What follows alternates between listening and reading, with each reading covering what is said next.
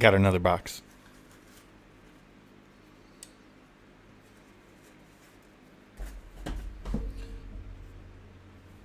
Today's flavor is orange crayon.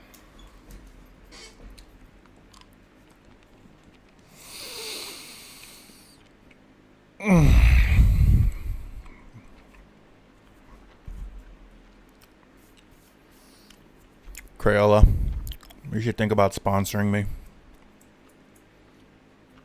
Well, that being said, welcome for our third episode of Hurry Up and Wait. You guys already know me, I'm Derek. Well, today's episode's a little different. I'm not interviewing a Marine. I'm actually interviewing very close personal friends of mine that I've met through their organization. And long story short, the organization helps veterans and their dogs become service animals. So they basically teach, me, because I actually went through their course. They taught me and my dog, who you're going to see in the video in November, how to certify her to be an official service animal. And the couple there in the video, their name's Shawn and Diane. Very, very great people. I think you could say family. And yeah, it's a fun time going through the course, and I hope you guys enjoy the video. This video won't be as gratuitous as the last one. This is actually pretty wholesome, if I do say so myself. And that being said, there was a little hiccup on the audio on my end in like the last 10 minutes of the video. My audio kind of went to crap. My bad. My mic died on me. It is what it is. I forgot to charge it. You can still kind of hear me, and if not, I'm sorry. It's the third video, still figuring out the kinks. That being said, hope you guys enjoy the show. And on top of that, just so you guys know, Novi's the goodest girl.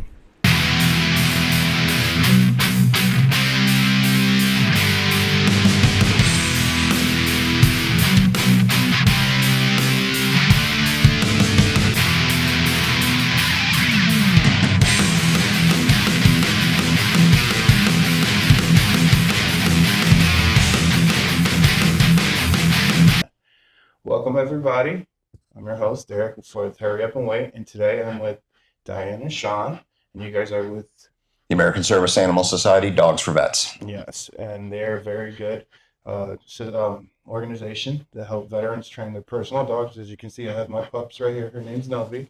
She's been through the program, and yeah, there's a school for service animals for veterans who need them.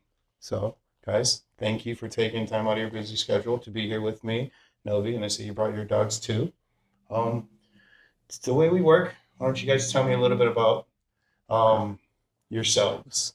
You know, what do you guys do? What's life like for you guys?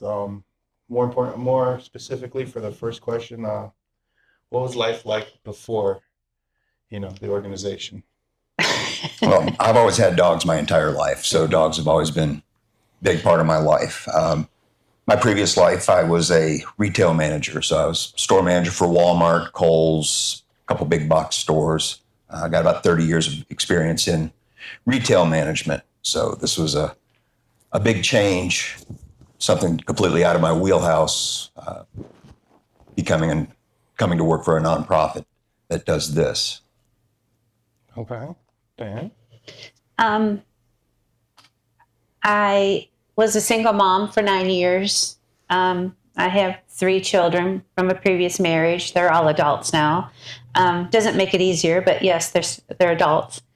And so I was also a school bus driver for 13 years. So I was single mom, school bus driver, raising kids until they graduated high school. So then I came out here and this is where we are. So what's easier, the kids or the dogs to train? Of course, the dogs.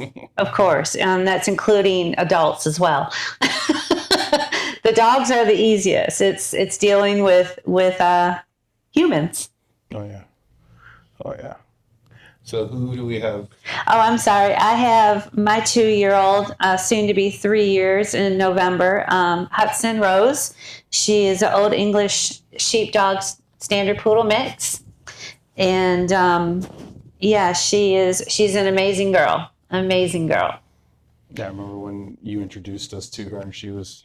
This little fluff ball. Yep. Now she's full of spice.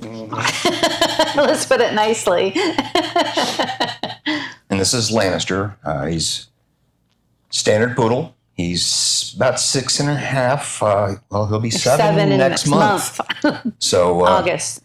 He's been our demo dog. We've had him since he was 8 weeks old, and we use him for all the events and TV spots and all that. I've met him too plenty of times. And then this is November. She's known as the goodest girl. She works for Belly Rubs, and that's pretty much it. As you can tell, she's being very ladylike on camera. She doesn't care. She spreads it for the rubs. Hudson does too. There's nothing ladylike about her except the butterfly in her head. So what got you guys? I know, Shawn, you talked a little bit about you big boss and all of that, and then Diane, you were a stay-at-home mom and working with kids.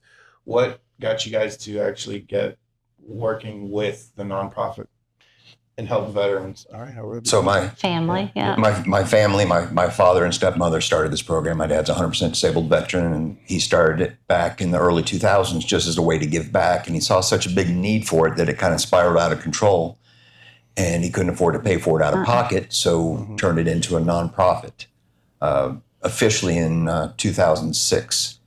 I came out in 2013 and sat through a bunch of classes when I was on vacation. And I had so many veterans say, I wouldn't be around today if it wasn't for this program, that I kind of knew that this was what I needed to do for a career change and make sure the program continues. Yeah. And I mean, in all fairness, it helped me a lot too. I think I met you guys.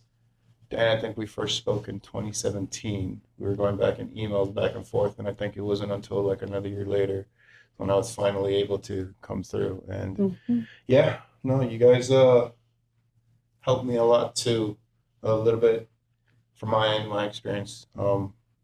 You had no business putting my name out there for the essay for the vehicle, right? And what it was is that I wrote an essay. I was nominated to write an essay to win a free vehicle, and you guys didn't have to do that.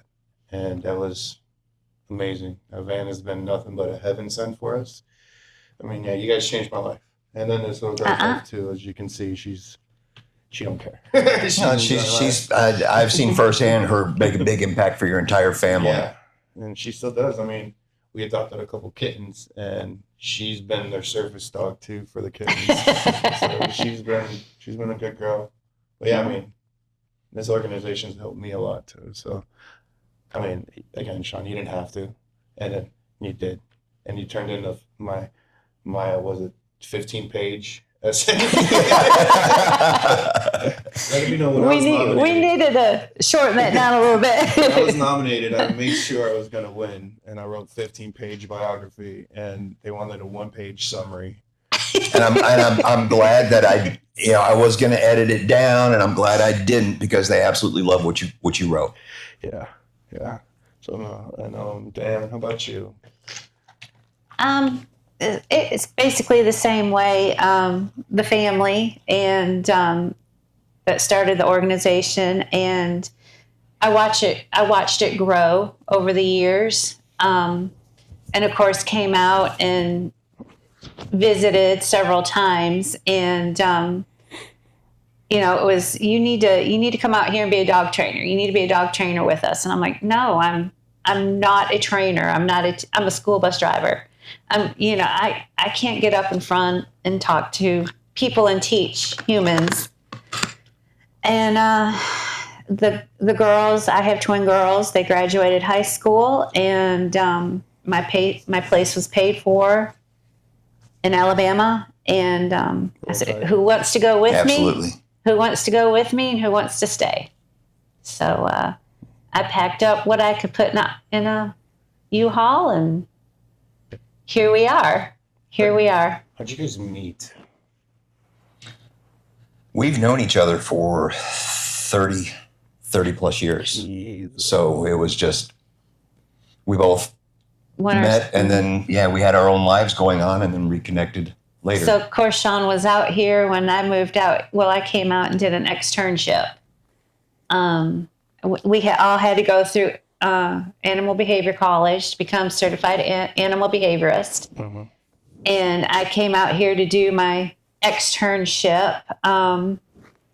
And Shawn was like my mentor in a way. You know, I had to shadow him. We left to go to work together. We came back together, and one thing led to another. Yeah. So It's funny. I just found out about this about you guys when I was here last 2 weeks ago. You guys just got married. we And then did. You guys going on 6 years now? I thought you were married the whole time. Diane's like, we just got married. I was like, And we've been mortgage mates and bundling partners for years, but made it official. Yeah, and she was like, we just got married. I was like, Wait, what? I don't know how to be excited for you. I thought you guys were married this whole time. Thanks, Derek. But I've always been happy for you Yeah. guys. I just never. Yeah. I mean, I would have shot it for free for you guys. I would've shot it for free, you know what I mean? 'Cause- It We was- actually had one of our graduate students that I'm sure you've met. He's a minister, and he performed the ceremony I think for I us. showed them to you. Yes. Mhm. Yeah. Cool. Yeah. So we got a little bit of the before, knowing our history and how you guys came. Besides, for you guys who don't know, when I said Roll Tide, that's an Alabama call sign. University of Alabama. Is Saban? No, Saban's not there anymore. No. Kalen DeBoer. The boy, that's right. Saban retired. Yeah. So now tell me what you guys do now for the organization. What is life like? You know, what's a day in the life? You wake up, play with the dogs, come to school, scream at people like hard-headed veterans. Well, you know, the hardest part is dealing with the veterans, Oh yeah. training the veterans. Yeah. Ooh. Derek got to see firsthand one of the students in my class. Yeah. I'm like, I was so proud of you. So proud of you. I feel like I wasn't the worst student. No. You just sat there and just monitored the situation. Oh yeah, that one. Yeah, that dude. one. Yeah. I don't know if you were there. He got, No, he wasn't there. It was Billy and I. Yeah. Yeah, I don't remember the guy, but he got Oh, I a little do. mouthy, little, I want to say aggressive, but Chippy. yeah. And if something happened, it was gonna be me throwing his ass out the door. Yeah, I for knew free. Derek. Yeah, I was fine because Derek. Yeah. But- You know, that's like having family. Yeah, You know, of course. my family was there. You had my back, Yeah. and I think I was very professional. You were definitely a stern mom. you were having it, that's for sure. And it was handled, you know, just in case it got out of control, then I would have stepped in, but there was no need for me. And that's kind of funny. I hope this is bloopers, but we had my classes now, and we do have a dog that likes to just bark, you know, when other dogs come in, kind of like ours do in a way. And, you know, I did, enough, correction. And, enough. And some of the students, Diane, were you a drill sergeant? No, I was a school bus driver. That's it. No, it makes sense. It tracks. It tracks. No, I've seen all in my time, the 2 classes or the class and a half that I was here. I've seen great students, not great students. You have them all. Yeah, no. And they don't realize what a commitment is. I mean, Oh yeah. it probably took you a couple weeks to realize, you know, this is going to take a lot on my part to make this happen. Yeah. And she's But- a good girl. And I think the best, your biggest success was, Derek, that you had the whole family involved on the same page, you know, and you were going to say, you know, what advice can we give to veterans? With our organization, I can't speak for others, but the whole family has to be on the same page in order for it to work. A team effort. Yes. Yeah, absolutely. Because there are we do have a lot of veteran spouses that just fills out the paperwork and this is what you need to do, whether the veteran wants to or not, or the veteran, wants to do this because they feel it's a need in their life and the spouse doesn't understand. So, if there's any conflict, it's not going to work. Mm-hmm. And who's going to suffer? The veteran and the dog. Mm-hmm. Yeah, So, of course. I get it. I remember. I don't know what happened, but I had to tag in Angie as a substitute, and she came in a couple of times. oh yeah, and that's absolutely acceptable. Mm-hmm. Huts. Yes, you're a good girl. I love that she's been sitting, but that's how she does in the car too. Yep, she does that in the vehicle. My other dog's my non-service dog, my Pitty. She'll be on the couch, and then she'll step 1, 2, and then just drag herself. And then the bulldog, bless his soul, he just rubs his nuts on everything as he far ways. Is that bloopers? Yeah. Okay. It'll get cut. Maybe not. But okay. That's how he is. And then this good girl, she don't need to eat. She don't need to drink. She just lives for the belly rubs. What did I say? Good girl. Good girl. Yes. So then, keeping on, what are some things you guys are doing now with the organization, or you've done? I know we've done Wolf Stock, we've done the car shows. I think there was the Harley bike ride. Yeah, we've had some poker runs with various motorcycle clubs here in the valley. Just always looking to fine tune, tighten the spokes on the wheel. It's a girl screaming. Leave it. Unnecessary interruption. Good one, puppy. So just looking to always evolve and improve the program. Oh, absolutely, man. Good girl.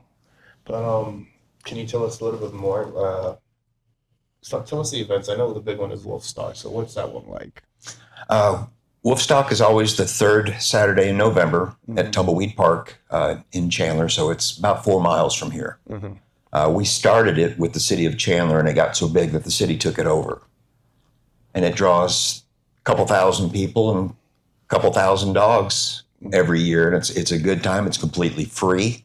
There's everything you could think of for your dog there, from pet psychics to boutique gift items to photography, pretty much everything. Agility courses, all sorts of stuff. Do they have the pet chiropractor? Have you seen those? I think they do. I know they have discounted shots, and you can get their nails trimmed and all that stuff. Now, is it for all the pets or just the service animals? It's open to the public. It's completely free to everybody. And that's pretty impressive. You guys go from, I don't want to call it small, but an event that gets adopted from the city. That's and we are looking. We did an event with the Prescott VA 2 weeks ago, and there's a new guy that is with the Wounded Warriors. You remember Jonathan when we hosted the Wounded Warrior event here? We're going to be hosting another one in the near future. Hopefully, okay. Hopefully, yeah. Okay. No, I like if I'm available, which given that, if it's the summer, I'm free because I'm kid free for the summer. We would love, in the fall where it's a little cooler, because then we can utilize the parking lot and, like we did before, get a food truck and. Yeah, I think we had 110 veterans here for the first one we did with the Wounded Warrior Project. Yeah, I remember that one. That was a good one. Right here in the parking lot. Yeah. Yeah, that's when you signed up with them. Yeah, they were helpful. They were helpful. Sidebar on them, they did an event for one of the Sonic movies, and Angie ended up winning a Sonic raffle, and she took home. So she didn't care about the event. She got to see the movie and took home the damn stuffy of Sonic. There you go. So, for those who don't know, my wife's a pro wrestler, which I think I'm pretty sure I've said it multiple times already. But yeah, she's a giant man or woman child. So I was going to say, and you came in to class with the black eyes to prove it. yeah. No, she definitely abused me. So, what's the one that saved me? I don't know. Whatever. She's not here now. But yeah. So what is there anything else going on? We've got at the moment, 5 new classes starting. 6. 6 new classes starting in August. No, March. Only 3. 3. So I'm the enrollment coordinator. So we do have approximately a 9-month waiting list. So we are starting 3 new classes in September and 6 new classes in March of 2026. Okay. And they are full. So if anyone feels that this is the right fit program, I always encourage them, let's get you enrolled so I can put you on the waiting list so I can start you as soon as possible. Yeah, no, I think for me, it wasn't so much a waiting list at the time. It was just because my life was crazy. So the fact that there's a waiting list now, like, that's awesome. Because I think, like I said, I signed up a year after the fact. But I mean, I was trying to get work. I was trying to be a full-time firefighter. It was all the chaos of the full-time job. And then finally, a year later, I was able to come in. So it's good to see you being busy. Yeah, we were up to a 1.5 year waiting list, but we've got it down. Uh-huh. And then So with there is an online application under our website. I do call every applicant. Try to call within 10 days, depending on events or holidays. It might be a little longer, but I do call every applicant. We talk about the program. Get enrolled, and then classes. We have an orientation to assessment of the dogs, and then we get everybody started out with classes with basic obedience and all the way through task training. With the organization, they are required to learn 4 tasks pertaining to the veterans or the handler's medical needs. Thankfully. Yeah. But there is a commitment. Oh, there is. Absolutely. There is a commitment. So then you guys are a nonprofit. How do you keep the lights on? How do you guys make the magic happen? Well, I do send Shawn out to the street corner a couple nights a week. Fair. So, there is. But I'm a mid earner though, so Like a Tuesday afternoon. Yeah. We're here for the steak and buffet, not for the show kind of roster. I get it. yeah. So it's the state tax credit. The Arizona state tax credit provides about 60% of our income. Awesome. So that's huge for us, and the rest is private donations and grants. For 4 years in a row, we have been blessed to be one of Bash's charities of the month for the month of May. So that's been really big for us. There's been a couple of events where I've seen them give you the big cardboard checks. Yep. I mean, it's ranged. I think the most I've seen, I think it was like maybe 10.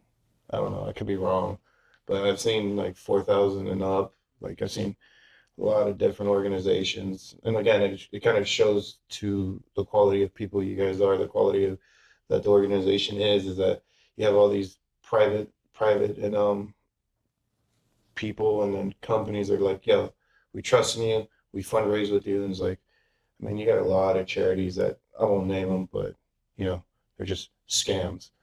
Yeah. And it's good to see like you guys aren't, especially that we're in this bubble of society, veterans. There's not enough help as it is. And it feels good to see that there's people who care. Especially when a lot of people don't. Yeah, we get to play with dogs and help people. Who has a better job than that? Yeah, I know. I mean, oh yeah. If you guys ever open up a Maricopa branch, I will head it for you. You tell me I can take her and just teach class and play with dogs all day? No, all day. Yeah. As you know, the dogs are the easy part. Oh, I know. Like we said earlier, like, training people, especially stubborn veterans, are headstrong. Well, you get the guys and gals with TBIs Mm-hmm. that have memory problems, and we've had students take up to 3 years to complete the program. Yeah, but we tell everybody up front, it's not a race. Don't worry about how anybody else is doing. Just focus on you and your puppy. On that note, I do remember the story. I think somebody had a deaf dog, Mm-hmm. and you guys were able to like build a whole curriculum, like a whole different thing to teach. Well, everything that during classes we do verbal and hand signals. Yeah. So, I mean, the dog could see. So, you just had to Use we have a telescopic pointer, and you would touch the dog in certain places, and that would be the equivalent of giving the dog a hand signal or a verbal command. You touch them on the rear, and they know to sit inside shoulder, look up at you, and then you could give them additional hand for signals. focus. Yeah. Yeah. I mean, that's still pretty freaking awesome, impressive. Like, just the dogs that listen, let alone the dog that can't hear. Oh, that's amazing. He did great when we took him to the playground with all the kids running up and screaming. He couldn't hear him. It didn't bother him at all. He's like, Or fireworks or anything like that. That would be great. Right? That's Yeah. probably the best time when you're gonna go to loud places and your dog's deaf and just like, Yeah. you Yeah. don't care. Girl. Novi, you good girl over here still. She still hasn't closed her legs, still spreading. No? So that's awesome. So what's the plan going forward? What's the future look like for you guys? We've talked about where you've been before. Talked about a little bit before. A lot of plans now, what's during, what's coming in the immediate, but like our pups, when they're gonna be retired, we're gonna need new pups. What's the future like, for you guys? Well, as you know, this program, once you're enrolled, you're part of the family. It's a lifelong program. Yes. So it's open to, a veteran could bring, when they graduate with one dog, they're always enrolled. Just pick up the phone, give us a call, tell them, hey, I got another dog, I'm ready to come through, and Diane will get you fit into the next available session. As we go along, we're always looking to, we've never been about numbers. We're never willing to do quantity over quality. Uh-huh. The numbers have just come because we have such a good program. Adding more trainers is probably our biggest thing. The more trainers we have, the more veterans we can help. But as you know, you have to be not only good dealing with dogs, but you have to be good dealing with veterans. Mm-hmm. And some people are great dog trainers, but they're not good at dealing with people. And then on the other hand, might have somebody that's great dealing with people, but not such a good dog trainer. So it takes a special mix of a person. And that's why most of our trainers are veterans that have been through our program, Uh-huh. or the family of veterans that have been through our program. So they understand. Yeah, absolutely. Absolutely. You got to be able to, I don't want to just say like, best way I can describe it, like when I was running a firefighter, ran a call on this very irate, angry gentleman, and turned out he was a Navy veteran. And I kind of talked him off the ledge because he was in a parking lot waving a knife, screaming at the cops and everything. And my fire captain was like, "Hey, stay away." I was like, "Hang on." He's sitting on the truck and there's a Navy sticker. I'm like, let me try something. So I walk up to the guy. I'm like, "Sup, Doc?" And he's like, "What?" Completely threw him off of his like anger train. He's like, "What'd you call me?" I'm like, "You're a doc. As your Navy." He goes, "I wasn't a doc. I was a so-and-so engineer." So I'm like, it's like, "No, you weren't. You're a doc." Immediately took him off. I was like, "How do you, what?" You redirected Yeah, it. absolutely. Nice. And it was like, "I'm a Marine, man." And he's like, "Oh, you jarhead this, jarhead that." Yeah. And he immediately went into like Redirection. our banter. Yeah. And, he was like, "So what's up, man? What's going on?" And he told me his issues and what was happening. And we ended up sitting down and talking.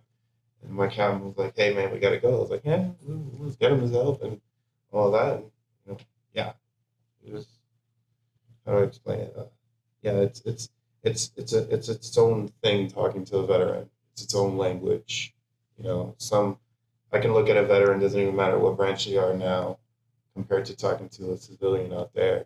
It's just like different. It's standing up. You just got to know the language, the mentality, Yeah. where they're at, and all of that. So, and then be able to train your dog. She's asleep, and then you go out.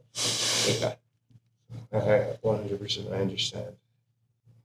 And that's, and that's also what we have to go through as far as, the first several months, I would say, of training Mm-hmm.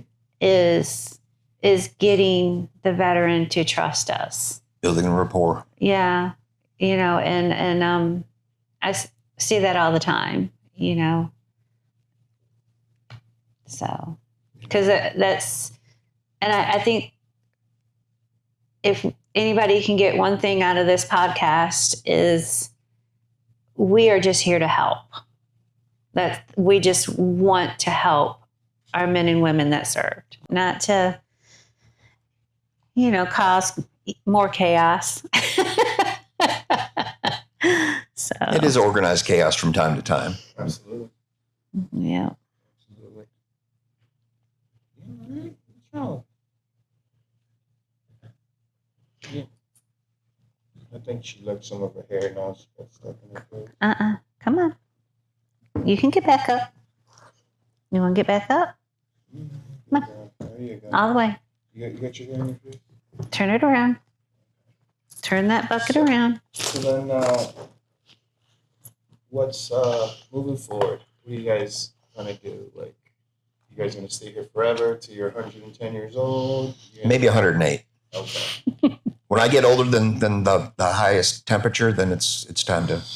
Yeah, no. So you got at least 115 now. Yeah. What about you, Diane? Same thing? Yeah. We're definitely. We're here for the long haul. Yeah. The organization's been around since 2006, so coming up on 20 years. So if we can get another 20 out of it, be blessed to do that. And we have, you asked that question about what about afterwards, and I like what I do, and we now have 2 grown children that are first responders. That I think I might want to go that route one day, and help them and help their friends. And so, there's always a spinoff. If, something does happen here and we have to close the doors, there's other ways that we can go and help. Yeah, so talking about first responders, I know we help veterans. I'm a veteran, I'm a first responder also. Will there ever be a chance to open up the doors to first responders, If we had a ton of, keeping almost a year out waiting list just for the veterans alone, I mean, Is that that's right? enough. That's enough. We don't care what you have to say today. Keeping almost a year out waiting list. If we started with first responders, how long of a list would we end up with? Yeah, no. I wouldn't rule out the possibility of that ever happening, but we would have to be overstaffed to be able to handle the increased workload. You leave it. Leave it. You stop. Put your head down. Down. You stop.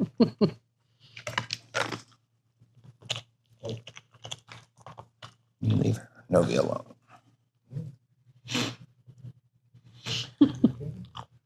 But we do have a lot of veterans come through the program that are or were first responders as well.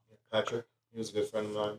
That's a student I met. How is he? I haven't heard. I talked to him this morning. Okay, good. Last I heard from about him, his COVID shot messed him up real bad. Yeah. He's still battling a lot. Yeah. And then Maverick. Yeah. Yep, Yeah. absolutely. Yeah. I talked to We're him. trying to get him couple- retired. Patrick or Maverick. Patrick, Patrick. he's I think he's got almost 30 years in with Phoenix PD. Yeah. So Yes. yeah, I keep in touch with him. We talk several times a week. Yeah, I haven't spoken to him in a long while. The last time I saw him, he was in rough shape because he had just got diagnosed, and he was like, "I'm about to go on a deal with the VA and all of that." So I was he's one of my favorites. He became a real. That's something I didn't expect to make a friend in this class. You know what I mean? And that's important too, and that's why we we have events, and a graduate event every month. Yeah. Oh.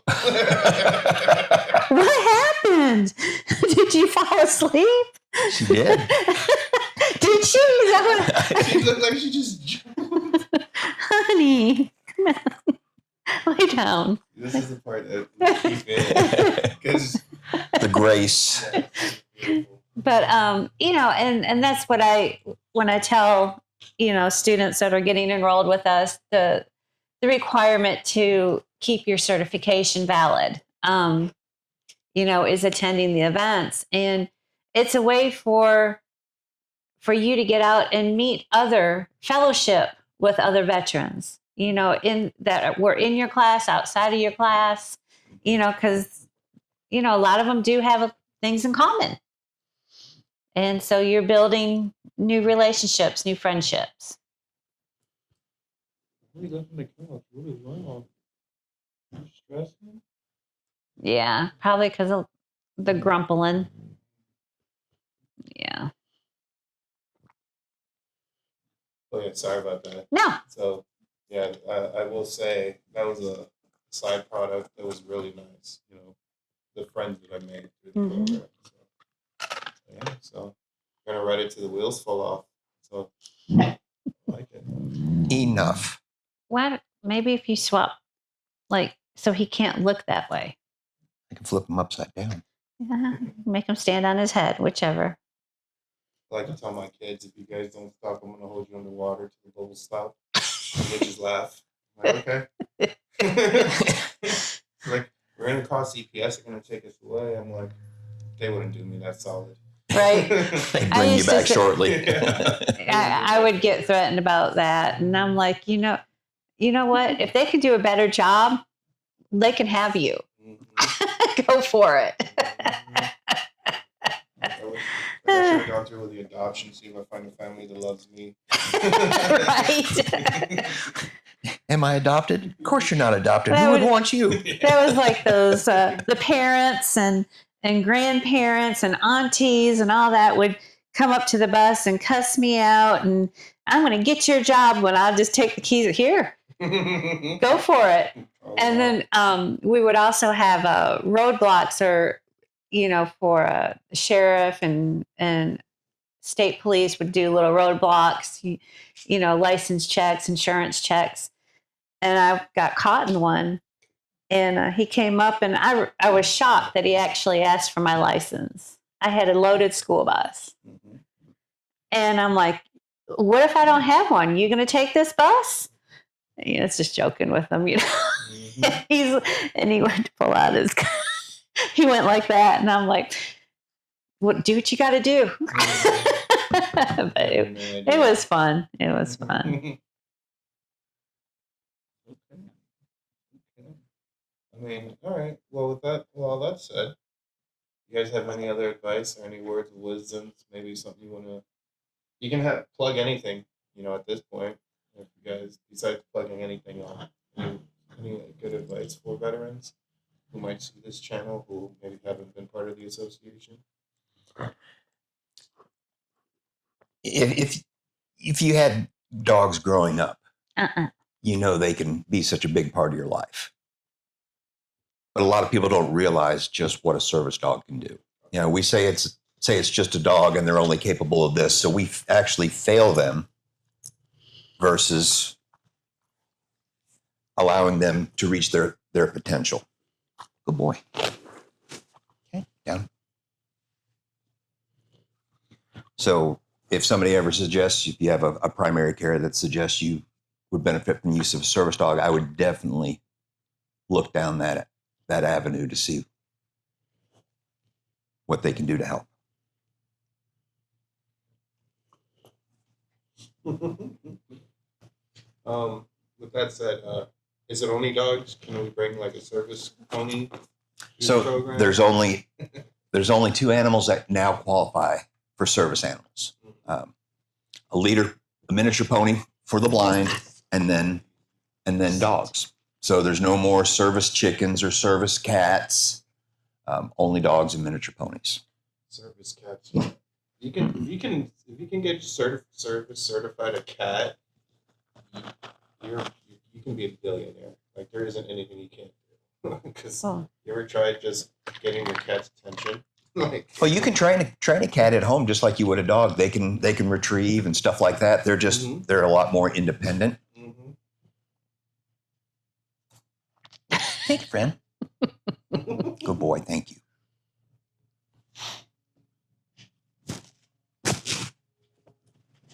I know you got them. I know you got num-nums. You're gonna fall off again. Mama got my bucket. Yeah. So then service ponies and service dogs. Okay, so you can't get no chickens or crocodiles or nothing like that. Maybe in Florida, you know, you guys are from Bama.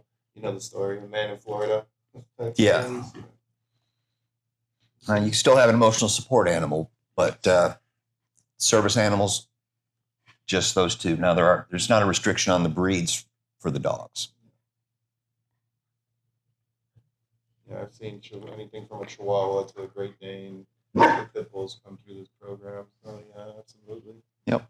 And then Diane, you have any parting words or words of advice for anybody, any veterans who might need the program or watch this video, this interview?